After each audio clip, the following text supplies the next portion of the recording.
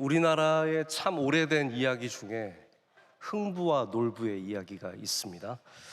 형인 놀부는 참 못됐고 동생 흥부는 착하고 온유한 사람입니다.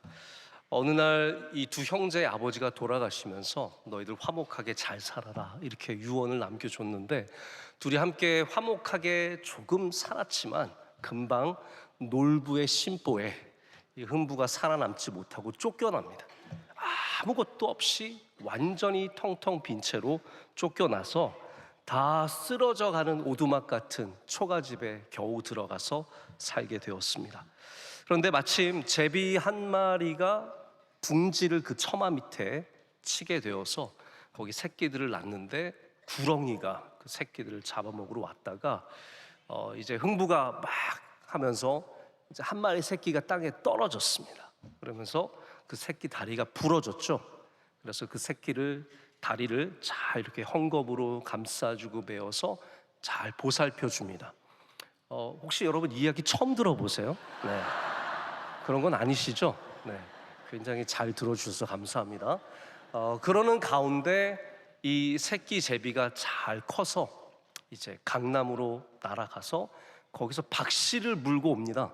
박씨를 물고 와서 흥분의 집에 전해주게 되는데, 박씨를 심고 나중에 큰 박이 열려서 막 이렇게 쪼개버리니까 펑 하면서 터지면서 그 안에서 온갖 좋은 것들이 다 나오게 되지 않습니까? 근데 이거를 이제 들은 놀부는 난리가 났습니다. 배가 너무 아픈 겁니다.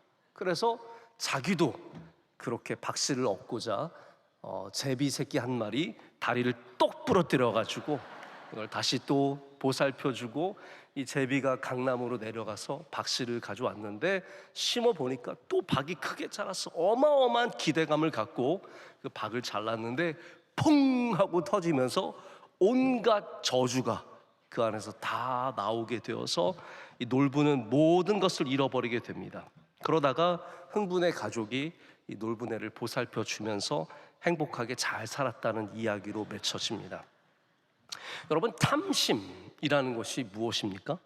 탐심은 내게 무엇인가가 더 필요하다라는 것이 아닙니다. 우리 모두가 무엇인가가 필요합니다. 그것을 우리가 탐심이라고 말하진 않습니다. 탐심은 뭐냐면 내게 허락하지 않으신 것을 끊임없이 원하는 마음을 탐심이라고 말합니다. 하나님이 저 사람에게 주신, 그러니까 흥부가 복을 받았으면 우리 그리스도인들은 흥부를 축복해 줄 수 있어야 합니다. 왜냐하면 하나님께서 그에게 복을 주셨기 때문에. 그러나 하나님을 경외하지 않는 마음을 가지면 그것을 갖기 위해서 탐심이 생기게 되고, 그 탐심이 우리의 삶을 몰락시키게 되는 일들이 너무나 많습니다. 오늘 말씀에 나온 이 아합의 이야기가 바로 그런 이야기입니다. 아합은 포도원이 이미 많이 있는 왕이었습니다. 그러나 저 사람 나봇의 포도원이 그에게 필요했습니다. 여러분, 탐심은 그래서 감사의 반대말입니다. 감사의 반대말이 불평이 아니라는 거죠. 여전히 무엇인가를 탐하는 마음, 내게 주신 것이 충분하지만 더 이상의 것을 탐하는 마음이 감사의 반대인 탐심이고, 이웃사랑의 반대입니다. 여러분, 이웃을 사랑하면 우리는 그들의 것을 뺏지 않습니다. 하나님의 주권, 하나님께서 여러분 철저하게 하나님의 주권 속에서 배분하시고 분배하시고 하나님의 뜻 가운데 그 일을 행하시는데, 그 주권을 무너뜨리는 죄가, 우상 숭배가 바로 탐심이라는 겁니다. 심리학에서 쾌락적 적응이라고 하는 말이 있습니다. hedonic adaptation이라고 하는 말입니다. 이건 어떤 말이냐면, 인간은 모든 상황에 적응하는 존재인데 우리가 어려운 상황에만 적응하는 것이 아니라 좋은 것에도 적응한다는 겁니다. 그래서 내가 부를 갖게 되면 부에 적응하게 돼요. 그래서 처음에 만약에 복권을 한 다음에 1등이 당첨이 돼서 뭐 전혀 기대하지 않았던 수십억이 들어오면 얼마나 행복하겠어요? 여러분, 상상만 해도 행복하지 않습니까? 네? 1,000만 원만 줘도 기가 막히게 행복할 텐데 몇 억이 들어오면 행복하잖아요. 그러나 hedonic adaptation, 우리는 금방 쾌락에 적응하기 때문에 그것이 우리에게 이제는 더 이상 행복하지 않은 겁니다. 1년만 지나면 모든 행복은 다 사라진다는 겁니다. 그리고 오히려 내가 갖고 있는 것들에 대해서 불평하기 시작한다는 거죠. 여러분 분명히 기억하셔야 됩니다. 우리가 남의 것을 가진다고 해서 영원히 행복하지 않습니다. 남의 것을 빼앗는다고 해서 영원히 행복하지 않고, 그것을 내가 취한다고 해서 행복이 영원하지 않습니다. 오히려 나의 삶에 이미 주신 하나님의 복을 세워보는 것이 우리가 훨씬 더 행복하고 감사한 일이라는 거죠. 그래서 부자가 되면 작은 것에 감사할 줄 몰라요. 물론 그런 분들도 계시겠지만 대부분의 큰 복을 누리는 사람들은 바로 그러한 지점을 잃어버린다는 말입니다. 우리 지난번에 요한복음 21장의 말씀을 통해서 예수님께서 베드로에게 하신 말씀을 들었습니다. 너에게 무슨 상관이냐? None of your business. 너와 무슨 상관이야? 너는 나를 따르라. 요한이 어떻게 되는지 자꾸 궁금해서 예수님이 아니라 요한을 바라보는 베드로에게 너는 요한 신경 쓰지 마라. 요한이 얼마나 오래 살지, 요한이 얼마나 부자가 될지, 요한이 몇 명의 아이들을 낳을지 그런 거 신경 쓰지 말고 너는 나를 바라보고 나를 따르라 라고 말씀하셨습니다. 그래서 지난번에 제가 말씀을 전할 때 나와 상관없는 것과 이별하라 라고 말씀을 드렸습니다. 오늘 제가 그 두 번째 말씀을 나누는데, 그래서 오늘 우리는 내려놓음 두 번째 말씀을 듣습니다. 남의 포도원이 아닌 내게 주신 밭을 사랑하고 가꾸고 돌보는 마음, 그것이 우리에게 자유함을 주고 가벼움을 주고 능력을 줄 줄로 믿습니다. 오늘 본문에 등장하는 사람은 이스라엘의 왕 북이스라엘이죠. 북이스라엘 왕국의 아합 왕입니다. 또 그의 아내인 이세벨이 함께 등장을 합니다. 이들은 왕입니다. 왕비입니다. 온 세상에 좋은 것을 다 가졌습니다. 제가 아합에 대해서 설명할 때마다 늘 강조하는 것이 있는데, 아합은 북이스라엘 왕조에서 가장 번성했을 때의 왕입니다. 오므리라고 하는 왕조가 이 북이스라엘의 사마리아 성에 궁전을 세우고 다양한 일들을 많이 하게 되는데, 그 중심에 서 있던 사람이 아합입니다. 그러니까 아합 때는 북이스라엘은 힘도 있었고 돈도 있었고 능력도 있었을 때입니다. 그런데 그 모든 것을 가졌던 아합이 자꾸 눈이 다른 데 갑니다. 내가 없는 것 딱 하나, 저 나봇의 포도원을 바라보게 됩니다.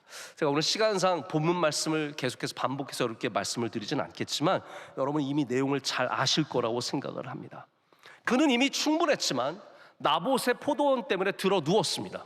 여러분 이게 얼마나 유치한 겁니까? 다 큰 어른이, 나라의 왕이, 그러니까 이세벨도 기가 막히니까 아니 이스라엘을 다스리는 왕 아니십니까? 라고 말하지 않습니까? 그런데 그가 내가 원하는 것, 탐심의 마음에 사로잡혀서 저 포도원 하나를 얻지 못하니까 들어 누워서 고개를 돌리고 식음을 전폐하고 있습니다. 제 5학년짜리 아들과 똑같은 짓을 하고 있는 겁니다. 별다르지 않은 겁니다. 여러분 그렇습니다. 탐심의 마음이 우리 안에 들어오면 우리는 유치해지고 그리고 또 하나님으로부터 멀어집니다. 남의 것이 좋아 보이는 것, 이것이 이 시대에 얼마나 위험한 일인지 모릅니다. 여러분 성도들은 내 것이 좋아 보여야 합니다. 하나님을 믿는 사람들은 내게 주신 것이 좋아 보여야 합니다. 우리나라 말에 사촌이 땅을 사면 배가 아프다라는 말이 있습니다. 여러분 혹시 들어보셨습니까? 잘 아시는 말씀일 거예요. 제가 가끔 통역도 하고 번역도 하는데 우리나라 속담을 외국 속담에서 찾을 수 있는 게 굉장히 많습니다. 왜냐하면 인간사가 비슷해요. 우리 인간의 모습들, 우리의 욕망들, 우리의 관습들 다 비슷하기 때문에 속담을 찾아볼 수 있습니다. 그런데 이걸 찾기가 사촌이 땅을 사면 배가 아프다? 이거 마땅히 번역할 속담이 별로 많지, 영어 속담이 별로 없습니다. 뭐 우리말에 그런 말은 있습니다. 남의 떡이 커 보인다. 뭐 이거는 괜찮아요. 예를 들어서 영어 속담에는 그런 말이 있습니다. 남의 정원이 푸르러 보인다. 이런 말로 대체할 수는 있지만 이게 어떻게 보면 사촌이 땅을 사면 배가 아픈 것은 우리 민족의 오래된 자화상입니다. 가까운 사람이 잘 되는 것을 기뻐하지 못하고 오히려 내가 손해본 듯한 느낌. 여러분 그래서 요즘에 뭐 주가가 굉장히 높아지고 있다고 하는데 주식 올랐다고 자랑하지 마시길 바랍니다. 혼자 집에서 화장실에서 웃으세요. 밖에 나와서 제발 나 주식 투자했는데 몇 배가 됐느니, 땅을 어디에 샀는데 우리 아파트가 얼마나 올랐느니, 제발 그런 자랑은 혼자 웃고 혼자 넘기시고, 안 그러면 모든 사람이 배가 아픕니다. 우리 안에 깊이 새겨져 있는 것이 뭐냐면 남의 축복을 기뻐하지 못하는 겁니다. 이것이 이 시대의 소셜 미디어를 만나면서 더욱더 강렬해졌습니다. 예전에는요, 사촌이 땅을 사고 돈을 번 거를 명절 때 만나면 알았어요. 설날에 다 모였을 때 사촌이 언니 그거 알아? 우리 땅 샀는데 이번에 완전 대박 났어. 그러면 그때 알고 배가 아팠어요. 그러나 지금 이 시대는 소셜 미디어 때문에 즉시 알게 됩니다. 카톡에 프로필 사진이 바뀌어요. 와인잔 하나 들고 어디서 맛있는 거 먹는 거 찍어서 올리고, 옷이 바뀌고, 올리는 그림들이 바뀌고, 여행을 어디 좋은 데 가고 호텔에 가면서 모든 거를 즉시 바라봅니다. 그리고 이제는 우리가 그것을 멀리서 더 이상 바라보지 않습니다. 우리는 가까이서 봅니다. 왜냐하면 우리는 확대를 하거든요. 뭘 들고 있나? 어떤 인간들과 만나고 있나? 이게 확대를 많이 하다 보면요, 종이에다도 되고 자꾸 확대를 하려고 그래요. 이렇게.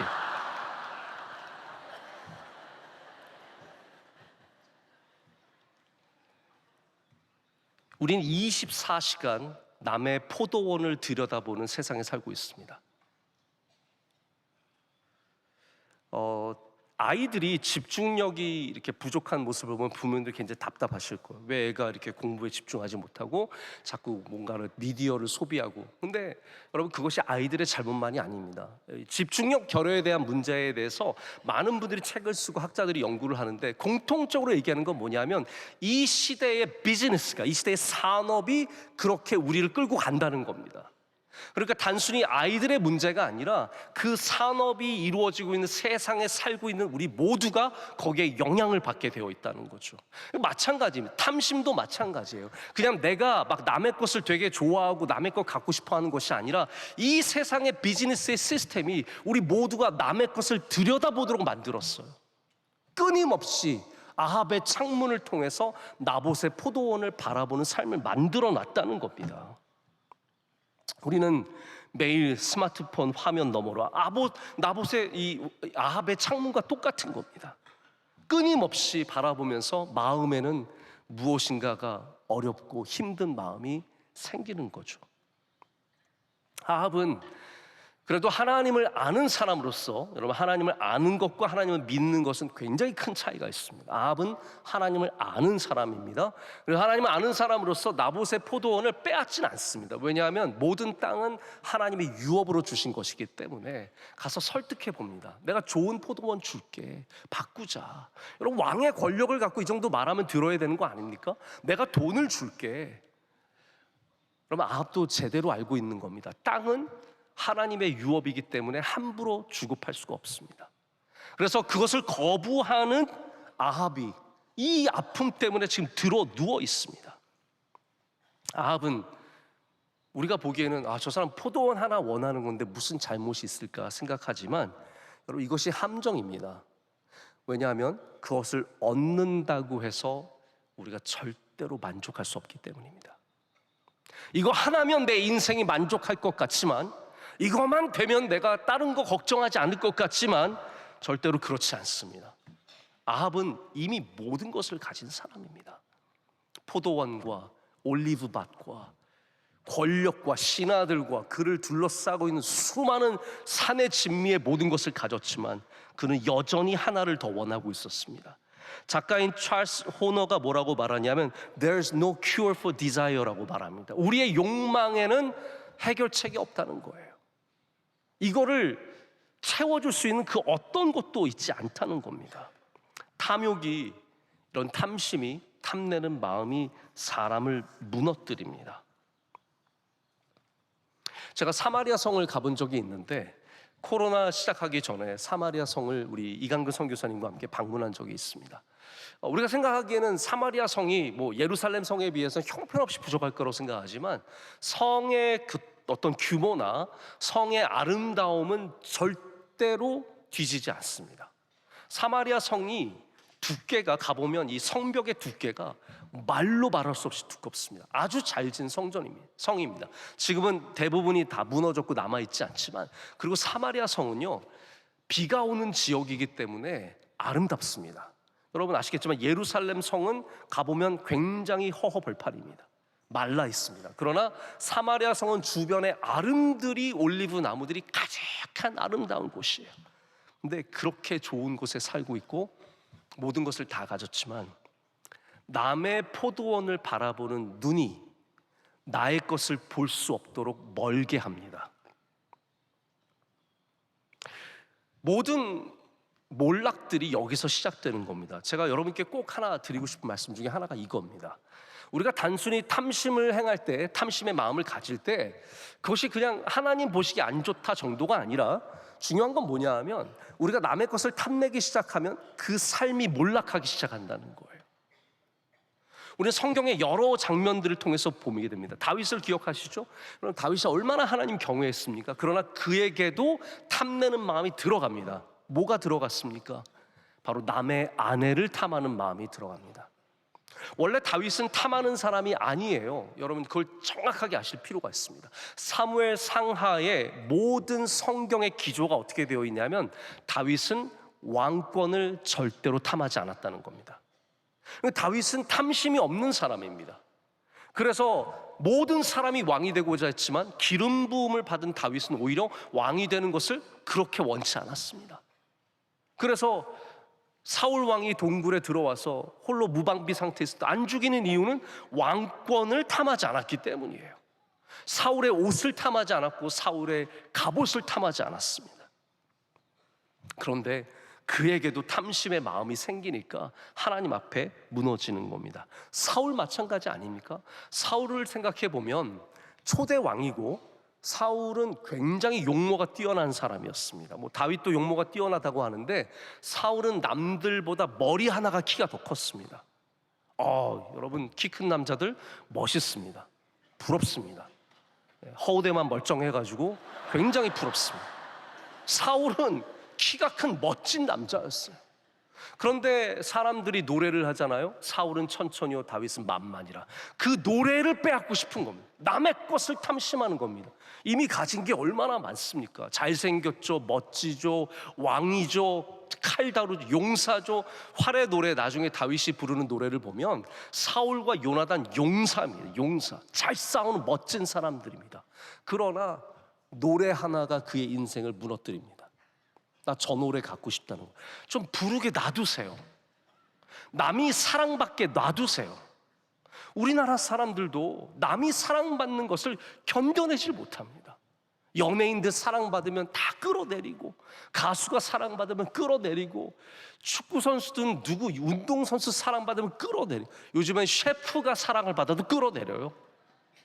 아까 제가 처음에도 박 얘기했는데 우리 예전에 운동회 때 보면 그 청군과 백군으로 나눠서 위에다 박을 세우고, 아시죠? 이렇게 종이로 두른 다음에 모래주머니 던져서 터트리는 게임이 있었어요. 누가 더 먼저 터트리느냐. 제가 볼 때 우리 대한민국은 조금만 사랑받으면 그 박에 들어가는 겁니다. 조심하십시오. 그리고 모두가 모래주머니를 던지게 됩니다. 저 사람 터질 때까지. 사울은 다윗을 가만히 내버려 두지 못하는 겁니다. 남이 받는 축복을 견뎌내지 못하는 거예요. 여러분 그리스도인들은 남이 받는 복을 기뻐할 수 있는 데까지 성장해야 합니다. 당장은 기쁘지 않을 수 있어요. 당장은 힘들 수 있습니다. 그러나 우리의 마음속에 그것을 하나님의 주권으로 용납하고 받아들이고 인정하고 하나님의 뜻을 따라가는 마음이 필요한 겁니다. 그런데 대부분의 사람들은 여기에서 몰락이 시작이 됩니다. 제가 이 말씀 오늘 주제를 오랫동안 묵상을 하면서 처음에 벌써 몇 달 전에 이 말씀을 시리즈를 준비하면서 제가 탐심에 대한 주제를 정하고 나서 가장 먼저 마음에 다가왔던 것이 뭐냐면 바로 십계명이었습니다. 출애굽기 20장에 있는 십계명. 여러분 십계명은 하나님과 우리의 관계 그리고 사람과 사람의 관계를 다루는 가장 원초적인 법률입니다. 율법입니다. 이 안에 우리의 가장 원초적인 죄악들, 살인하지 말라, 간음하지 말라, 도둑질하지 말라, 거짓 증언하지 말라, 이런 가장 기본적인 내용들이 들어가 있습니다. 그렇죠? 동의해 주시기를 부탁드립니다. 그렇잖아요. 자, 그런데 10계명의 마지막 계명이 뭐냐 하면 20장 17절에 있는 말씀, 내 이웃의 집을 탐내지 말라. 내 이웃의 아내나 그의 남종이나 그의 여종이나 그의 소나 그의 나귀나 무릇 내 이웃의 소유를 탐내지 말라라고 되어 있습니다. 자, 그러면 다시 말하자면 이런 거죠. 탐심은 우리 인간의 가장 오래된 죄악이다. 탐심은 우리 삶의 시작부터 함께했던 죄악이라는 겁니다. 십계명이 대부분 행동을 다룹니다. 살인하지 말라도 그렇고 도둑질하지 말라, 이거 다 행동입니다. 그런데 마지막에 있는 탐내지 말라만 우리의 마음의 문제를 다루고 있습니다. 왜냐하면 모든 행동은 마음에서 출발하기 때문입니다. 그래서 이 계명이 마지막에 있지만 모든 악한 행위들의 기본이 여기에 뿌리를 내리고 있습니다. 뿌리는 뭐냐? 바로 남의 것을 탐하는 마음. 그래서 이제 아합과 이세벨이, 아합은 여기서 굉장히 자유한 것 같지만 제가 볼 때는 아합은 원인 제공자고, 이 일을 행하는 사람은 바로 이세벨입니다. 이세벨이 어떠한 작전을 펼치냐 하면 아주 여기서 뛰어난 생각을 갖죠. 그래서 이 나봇을 모함합니다. 그래서 나봇을 높은 자리에 세운 다음에 거짓 증언을 하게 하고, 그래서 그를 죽이고 그리고 그의 포도원을 빼앗습니다. 자, 보십시오. 여기에 십계명에 나오는 모든 죄악들이 다 들어가 있습니다. 거짓 증언하는 것이 들어가 있고, 죽이는 것이 들어가 있고, 남의 것을 훔치는 것이 들어가 있습니다. 근데 이 뿌리가 어디에 있냐 하면 행동에 있는 것이 아니라 우리의 마음, 바로 남의 것을 탐하는 마음에서 모든 것이 시작했다는 겁니다. 마틴 루터가 이렇게 말했습니다. 탐욕은 단순히 더 갖고 싶다는 욕망이 아니다. 그것은 하나님의 섭리를 신뢰하지 않는 불신앙이다 라고 말합니다. 아담과 하와도 마찬가지입니다. 다 갖고 있었지만 하나님이 허락하시지 않은 그 하나를 탐하는 마음을 가졌기 때문에 그 가진 것을 다 잃어버리게 됩니다. 여기서 우리가 분명히 기억해야 할 것이 있습니다. 저 사람에겐 포도원이 있습니다. 그러나 나에게도 하나님이 주신 밭이 있습니다. 내 밭이 있습니다. 여러분에게도 다 밭이 있다. 저는 그 밭의 크기가 얼마인지는 몰라요.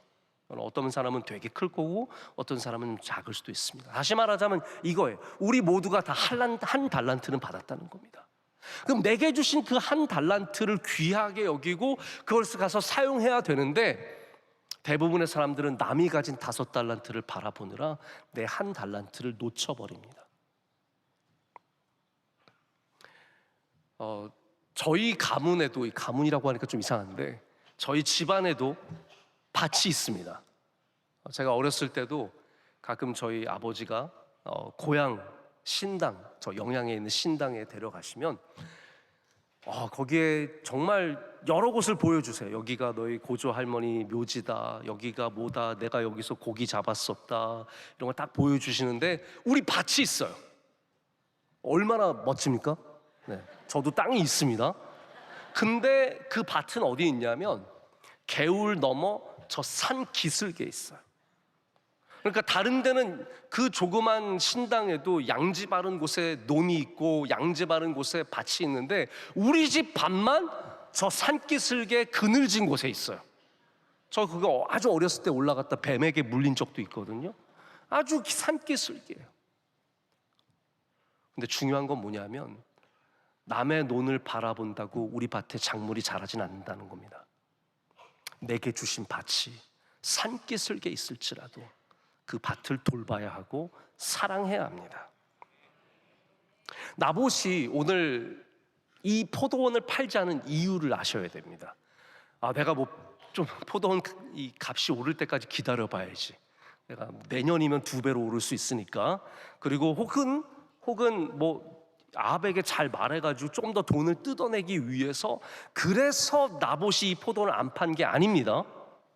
그러니까 나에게 손해가 되느냐 나에게 이득이 되느냐의 문제는 아니었습니다. 나봇이 이 포도원을 팔자는 유일한 이유는 뭐냐면 이것이 바로 하나님이 나에게 주신 유업이었기 때문이에요. 이스라엘 법이 그렇습니다. 이스라엘 법은 땅을 함부로 사고 팔지 못하게 되었습니다. 우리 가문에 주신 땅이 있고 우리에게 허락하신 밭이 있어요. 그러면 이 밭이 좋든 나쁘든, 다시 말해서 이 밭이 나빴으면 팔았을 것이냐, 그렇지 않다라는 거예요. 이게 더 값이 나갔으면 팔았을 것이냐, 그렇지도 않다라는 겁니다. 나봇이 유일하게 이 밭을 유지한 이유는 하나님이 내게 주신 밭이기 때문에. 여러분, 그것이 바로 우리가 가져야 할 신앙입니다. 우리가 가져야 할 신앙은 뭐냐면 더 좋은 밭으로 항상 이사를 가는 것이 아니라 먼저는 내게 주신 밭을 잘 돌보고 사랑하는 자세가 필요하다는 것이죠. 여러분에게도 여러분의 밭이 있습니다. 여러분의 가정, 여러분의 밭입니다. 여러분의 직장, 그 직장이 지금 마음에 들든 안 들든 여러분에게 주신 밭입니다. 하나님의 주권을 인정하시라는 거예요. 내 은사, 내게 주신 기프트, 내게 주신 은사가 있습니다. 내 얼굴, 이것도 내 밭이에요. 좀 억울하겠죠. 내가 좀 다른 얼굴로 태어났으면 얼마나 좋았을까. 그러나 그 밭을 가꾸세요. 뭐 좀 바르고 칠하고 밭을 가꾸세요. 우리에게 주신 것이 무엇이든 간에 우리는 그것을 사랑하고 돌볼 수 있어야 합니다.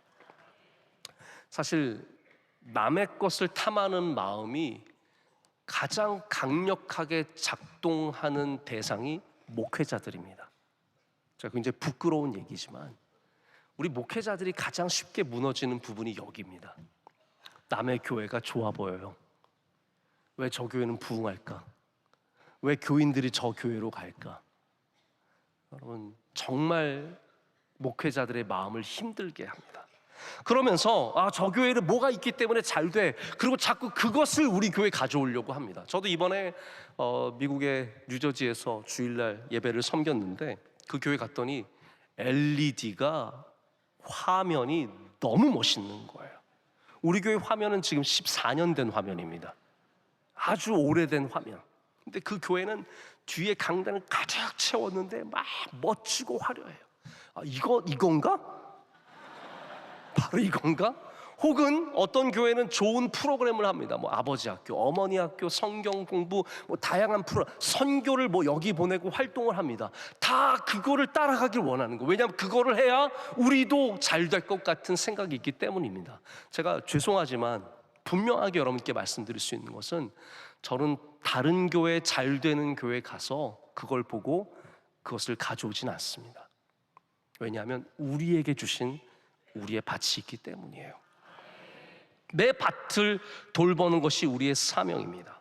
성도들의 사명도 마찬가지입니다. 저 사람의 집과 저 사람의 재산과 저 사람의 직업과 자녀와 저 사람의 재능을 바라보는 것이 아니라 소셜미디어를 열면 수많은 포도원들이 펼쳐지는데 거기서 길을 잃지 말고 다시 내 밭으로 돌아가야 합니다.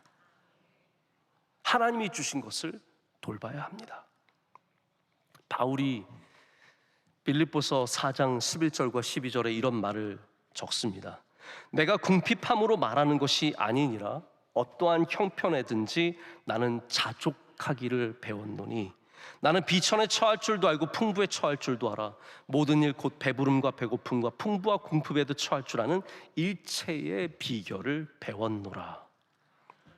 바울이 말하는 이 부분을 꼭 아셔야 합니다. 자족하기를 배웠노라. 배웠다는 겁니다. 자족은 우리의 본능이 아닙니다. 우리 아이들도 절대로 쉽게 만족하지 못합니다. 어떤 아이들인지 내게 주신 것으로 쉽게 만족하지 못합니다. 어른도 마찬가지입니다. 왜냐하면 그것이 우리의 본성이 아니기 때문입니다. 우리가 예수 그리스도 안에 있을 때 우리는 비로소 자족함을 배우게 됩니다. 그래서 바울이 뭐라고 이어서 말하냐면 내게 능력 주시는 자 안에서 내가 모든 것을 할 수 있느니라. 그리스도 예수 안에서 내가 만족할 수 있다라고 말하는 겁니다. 우리가 남의 포도원에서 우리 시선을 거두어 내게 주신 밭으로 주님을 바라봐야 한다는 것이죠. 그것이 하나님을 신뢰하는 마음이라는 말입니다. 아합은 궁전의 창문을 열어서 나봇의 포도원을 끊임없이 욕망했습니다. 여기 전혀 반대로 살아간 사람이 있습니다. 다니엘은 그의 창문을 예루살렘을 향해 열고 하나님을 바라보고 기도했습니다. 여러분의 창문을 열고 바라보는 것이 어디냐가 너무나 중요합니다. 남의 포도원만 바라볼 것인가, 아니면 우리 여호와 하나님을 바라볼 것인가. 제가 한 이야기만 더 말씀을 드리고 오늘 말씀을 맺고자 합니다. 어떤 멋진 문학 행사에서 초청받은 사람의 이야기가 있습니다. 소설가 조셉 헬러라고 하는 분이 친구와 함께 어떤 억만장자의 집에서 열린 문학 행사 파티에 참석하게 되었습니다. 파티장은 이루 말할 수 없이 화려했고, 사람들은 턱시도를 입고 샴페인을 한 잔씩 들고 서로 이야기를 나누고 있었습니다. 이 친구가 이 조셉 헬러에게 얘기했어요. 너 그 책 많이 팔았지? 그거로 돈 많이 벌었지? 그런데 오늘 우리를 초대한 이 억만장자는 매일 하루에 네가 버는 만큼 벌어. 네가 아무리 많은 책을 팔아도 이 사람이 하루에 버는 것에 비교할 수 없어. 이런 얘기는 또 뭐하러 합니까? 그런데 조셉 헬러가 뭐라고 얘기했느냐? 맞아. 그런데 나는 이 사람이 절대로 가질 수 없는 거 하나 갖고 있지. 뭔데? 충분함. 나는 충분해. Enough. 나는 충분해. 오늘 여러분, 세상이 줄 수 없는 충분함의 은혜가 있으시길 축복합니다. 우리 가정 충분합니다. 우리에게 주신 건강 충분합니다. 남이 막 건강해서 막 뛰어다니고 힘이 세서 이것만 부러워하지 마시고 내게 주신 삶을 감사하시길 축복합니다. 내 일터 나에게 충분합니다. 나에게 주신 좋은 친구들 내게 충분합니다. 이 예배 얼마나 더 잘해야 은혜를 받겠습니까? 찬양대 여러분 이것보다 더 잘할 수 있습니까? 오늘 왜 이렇게 잘하셨어요? 무슨 날이세요? 네, 원로 목사님 앉아 계신 건 제가 알겠는데 얼마나 저희가 더 잘해야 예배를 통해서 은혜를 받으시겠습니까? 제가 설교를 얼마나 더 잘해야 여러분 은혜를 받으시겠습니까? 오늘 내게 주신 것을 감사하실 때 그 영혼 하나하나마다 하나님이 주신 새로운 은혜가 또한 넘쳐나게 될 줄로 믿습니다. 기도하겠습니다. 거룩하신 하나님 아버지, 우리는 이 세상에 반짝거리는 것들을 바라보며 상실감을 갖습니다.